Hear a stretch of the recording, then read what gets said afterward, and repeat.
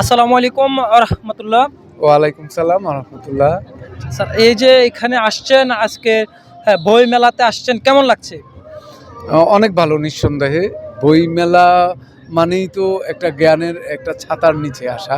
তো এই বইমেলাতে এসে বই কিনে, বই দেখে মানে এর চেয়ে আনন্দ আর হতে পারে না। আর সবচেয়ে বড় বিষয় হচ্ছে যে কুমিল্লার অঞ্চলের মধ্যে আমার বোধহয় উপজেলা লেভেলে এই প্রথম একটা মানে ব্যাপক ভাবে আলোচিত এবং সর্বাধিক পরিচিত নওয়াব ফয়জুন্নেছা সরকারি কলেজের মাঠে এমন একটা সুন্দর আয়োজন কলেজ কর্তৃপক্ষ করেছেন। এবং সেই ক্ষেত্রে দূর দূরান্ত থেকে আমি দেখতে পাইলাম যে দূর দূরান্ত থেকে বইপ্রেমী যারা আছে তারা প্রতিনিয়ত বই ক্রয় করছে এবং সেটা বই দেখছে। আপনারা, আমি যদি ক্যামেরা একটু মানে ওইদিকে ঘুরে দেখানো যায়, যে আমরা দেখছি শত শত স্কুলের শিক্ষার্থীরা যে তারা দল বেঁধে এসেছে বই কিনতে, এবং সেখানে শিক্ষকরা এবং বইমেলা যারা আয়োজন করেছে সেই আয়োজন এবং স্টলের যারা আছে সেই স্টলের সবাই তাদেরকে স্বাগত জানাচ্ছে।